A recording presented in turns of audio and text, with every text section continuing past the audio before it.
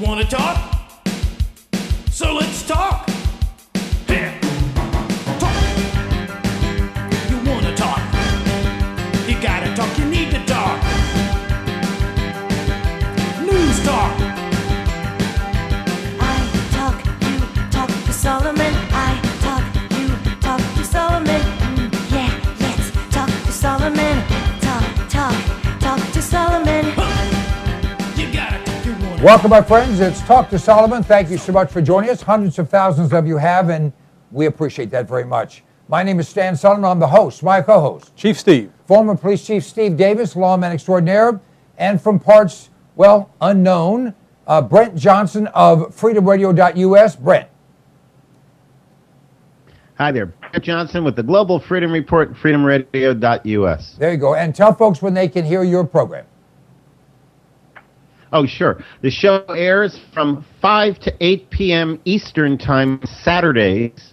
Saturday, 5 to 8 p.m. U.S. Eastern Time.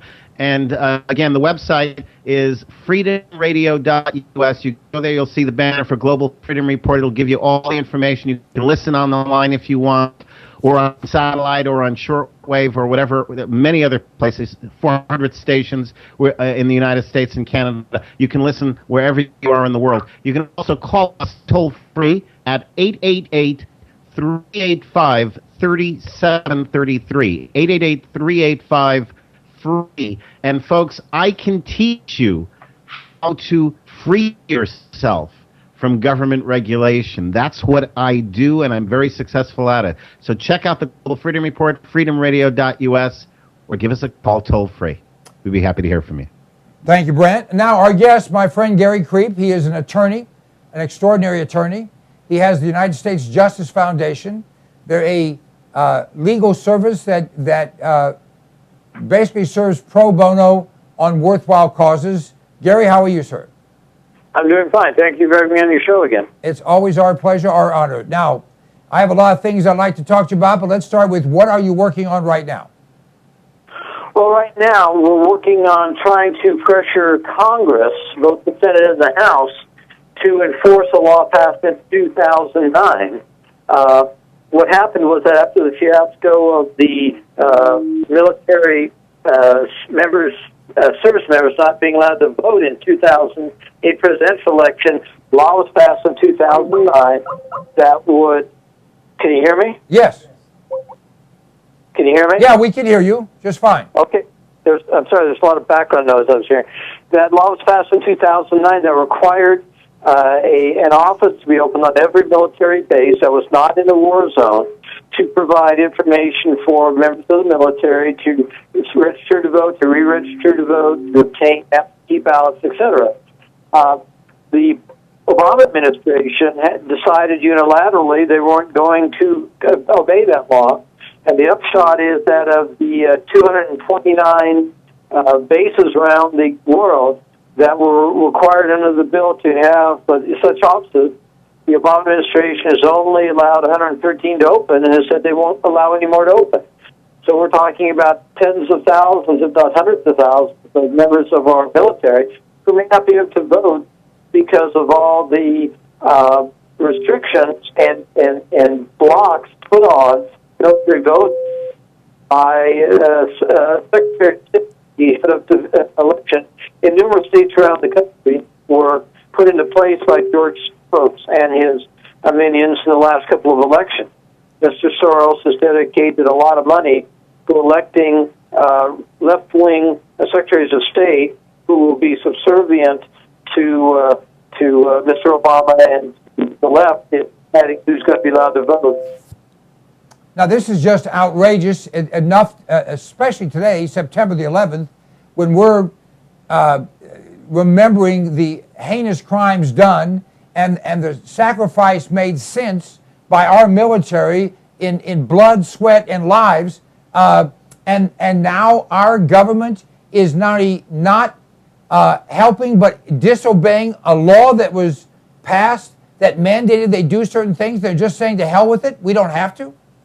Well, that's typical of the Obama administration. They've blown off U.S. Supreme Court decisions, blown off parts of our Constitution, blown off a number of laws that said they're going to be damn well pleased because they don't care. They just want to be in control. They want the power. They want the control. And the Obama administration, despite Mr. Obama playing like he does care, most anti-military administrations we've ever had. He's been targeting returning veterans as potential terrorists through his former Homeland Security. He's been doing numerous things to make life hard. There's an article just came out today. The Obama administration has decided to freeze between 95% and 235% the money that members of the military must pay as they're part of the cost of health care.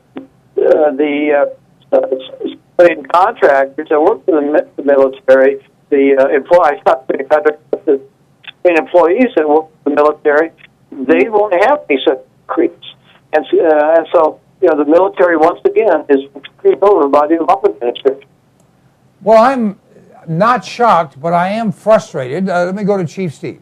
Well, it's obvious that, and you use a great phrase, that Obama pretends to like the military, but Obama hates our military, and he hates this country. And his mission, his agenda is to destroy this country and to destroy our military. So anything he can do to make it hard on them, he will do that because he does not like them. He hates our military. He makes it hard on them. He's happy with that. Brent? Unfortunately, I had dropped off, and I did not hear the original statement, so I'm kind of out of the loop here. All right, well, we're just talking about the fact that the Obama administration is not comporting and complying with a law passed in 2009 mandating that offices be opened at all of our military bases overseas so as to expedite and assist our military in being able to vote. And he's only opened, out of 20 some odd hundred, he's only opened 109 and won't open any more than is so stated. Well, I said this before. What you're dealing with is a criminal cabal. I mean, when you consider that the Constitution is the supreme law of the land, when a public official, any public official, including the president, does not obey it, then that person is operating outside of the law. In other words, he's an outlaw. In other words, he's a criminal. So essentially what you're dealing with is a bunch of criminals in office, criminals, outlaws with a badge. So is it any surprise when a criminal robs a bank? No, it's not a surprise. It shouldn't be a surprise to anybody out there that Obama... I think we just lost Brent for a second. Hopefully he'll come right back. All right. Well, no one can be surprised that Obama does anything immoral, illegal, and certainly fattening, because he even doesn't obey Michelle's law, which, frankly, I don't either. All right. Gary, bring us an update on what's happening to Sgt Stein, I believe it is. Yes, the Tea Party Marine. I was in communication, one of his military, in fact, I believe both of his military attorneys who represented him while they were in the military are both now at the Marine Corps, and one of them contacted me today and said that he wanted to help Sgt Stein in the federal court action that we have filed. I'm the lead attorney in that case. It's called Stein versus Dowling. It's in the United States Federal District Court for the Southern District of California, if anyone wants to look it up. And I was also in contact with David Loy of the American Civil Liberties Union, who is co-counsel with me on the case. I'm lead counsel. He's the top co-counsel. And we're going to be filing an amended complaint very shortly seeking a redress for Sgt Stein for this violation of his constitutional rights. Now, I'm a little surprised when you mentioned the American Civil Liberties Union, because there's nothing civil about them. They don't give a damn about liberty. They only give a damn about killing unborn babies and promoting homosexuality, in my humble opinion. Am I wrong? Well, for the most part, you are exactly correct. However, in several recent cases, and I don't think it's a matter of us turning left, my group, the United States Justice Foundation, it's a matter of the ACLU being very concerned about what they see in the Obama administration.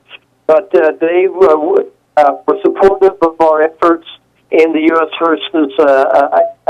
in the Hedges versus Obama case, in which I was involved as co-counsel in a brief supporting the lawsuit by Chris Hedges of the New York Times, seeking a nationwide permanent injunction against implementation of the indefinite detention provisions of the National Defense Authorization Act.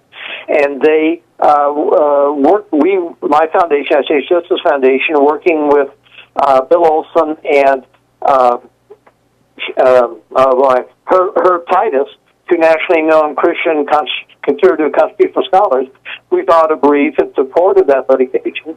The federal judge for the Southern District of New York, Catherine Forrest, who was actually an Obama appointee, she granted the injunction, and the ACLU was on the right side in that, seeking in supporting the permanent injunction.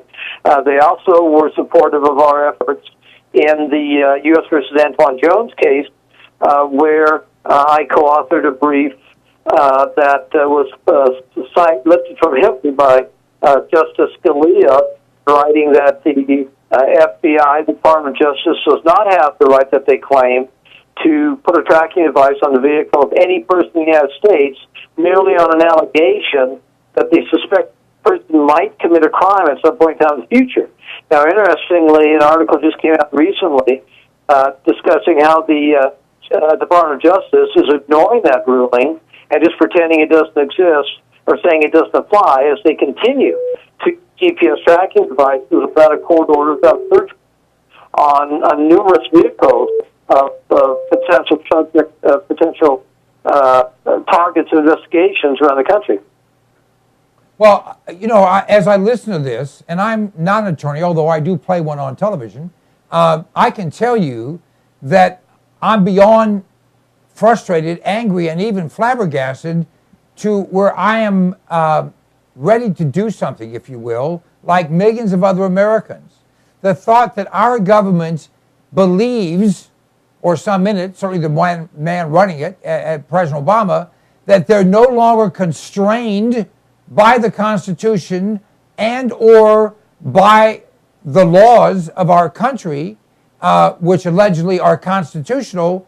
That's a scary thought. That separates us from Egypt by just the way we dress and nothing else, right or wrong?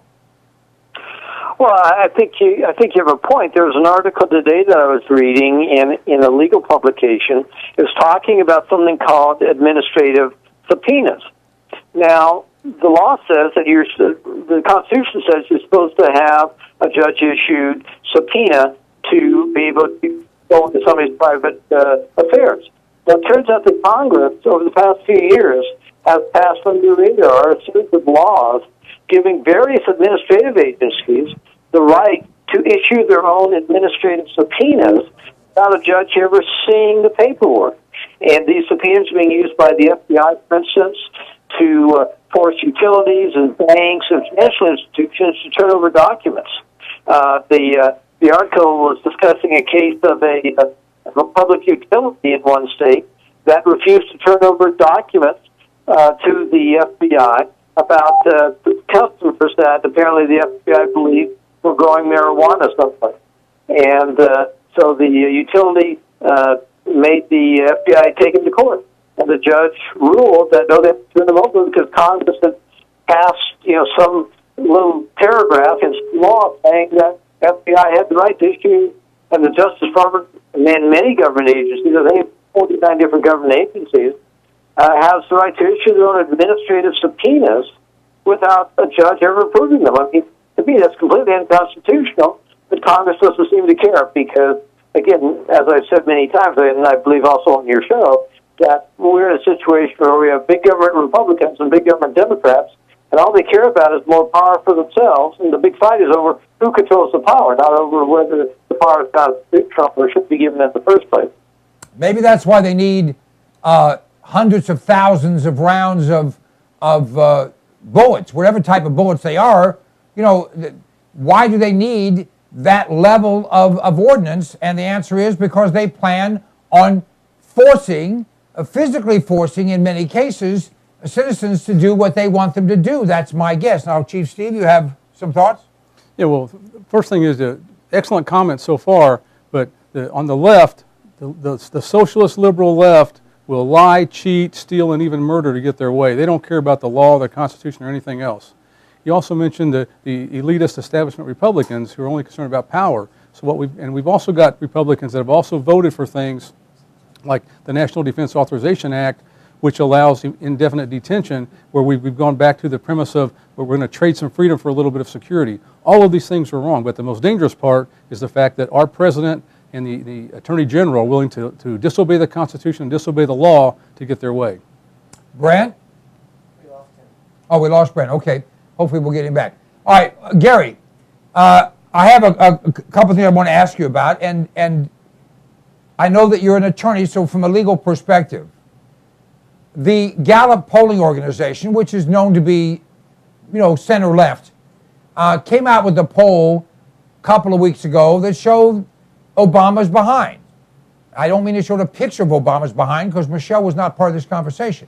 But the fact is, they showed that Obama was trailing Romney.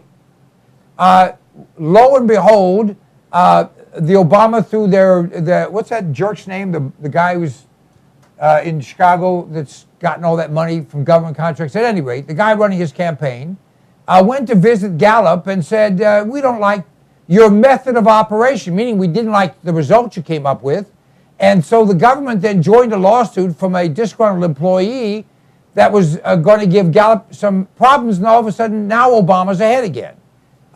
Does that stink, or am I imagining that? Well, apparently there's been a continuing... See, you have to understand, the left is not a monolith, just like the right is not a monolith. And you have various competing entities. And as I stated earlier, there's a number of organizations on the far left that Obama is starting to scare, because they know that in history, when tyrants take over, the first people that are the ones to go are the allies, not the enemies, because it's the socialists. In Russia, it was the Trotskyites and the socialists that got the news first, because they were the biggest threat to the communists.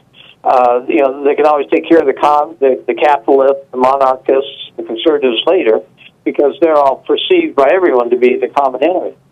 And right now, there's a number of left-wing groups that are not only concerned about Obama, they're concerned that if Romney wins, and I don't think he's going to win. I think he's running a totally incompetent campaign. I don't know I know some of the idiots that are involved in the campaign in California, they are idiots. But I don't know who's coming up with his campaign strategy, but certainly is stupid. They're just handing the race to Obama.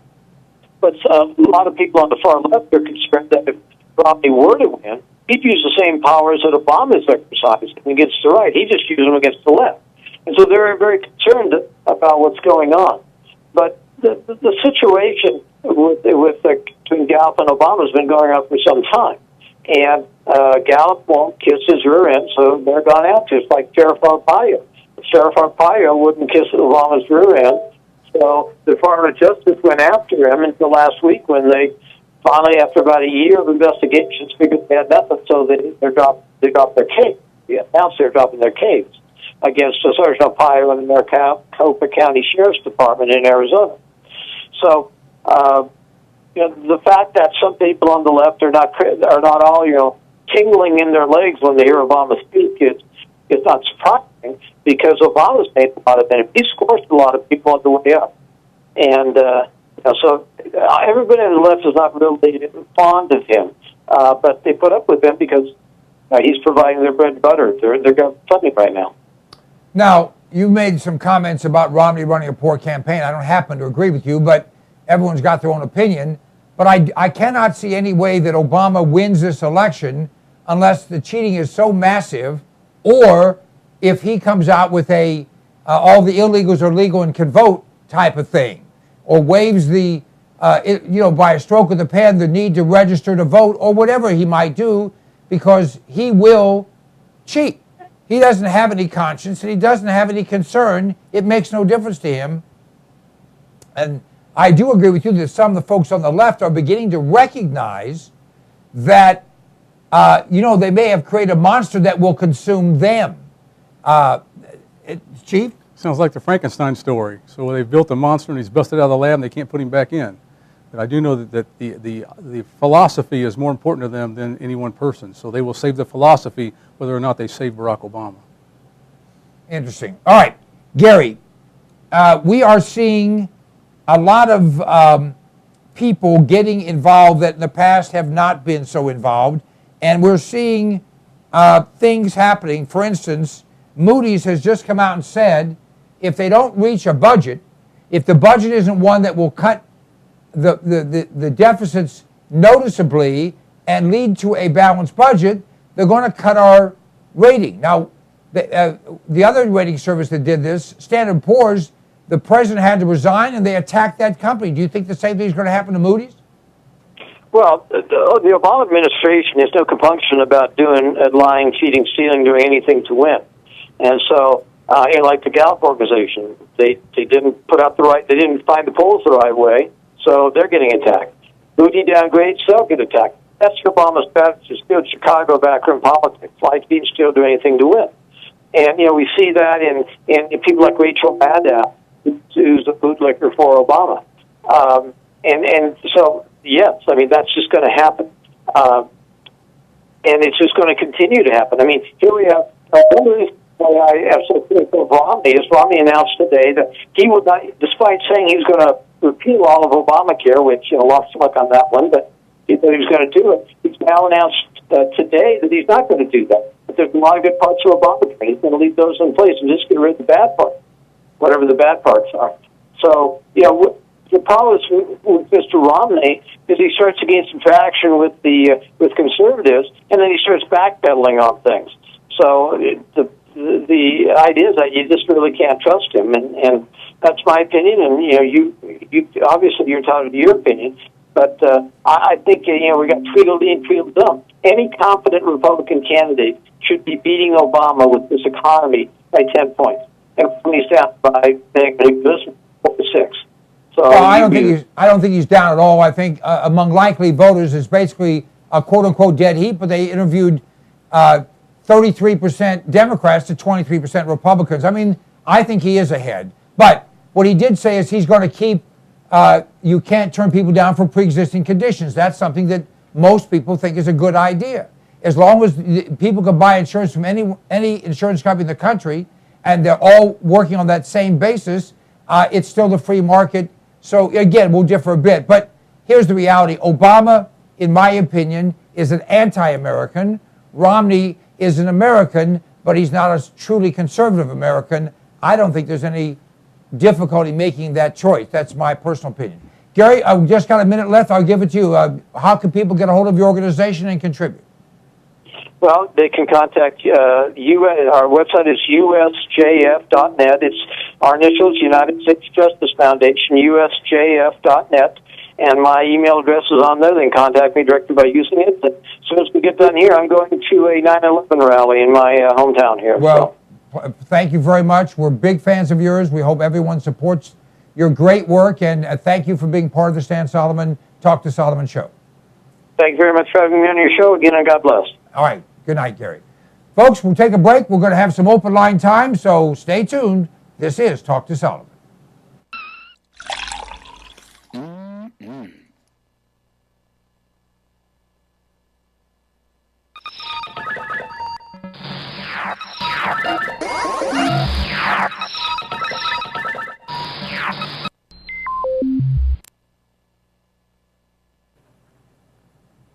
I like to eat. Do you like to eat?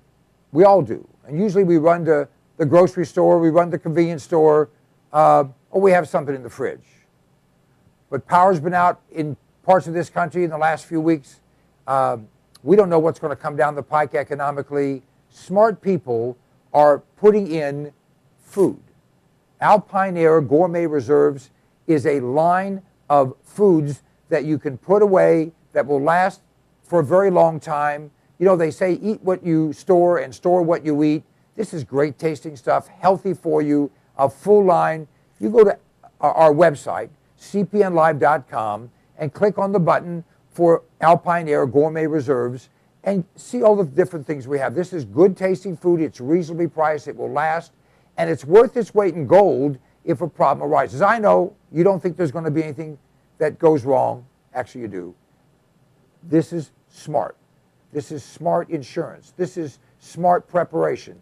This is smart thinking. You have kids, you have a spouse, you have parents, you have dependents, you have an appetite.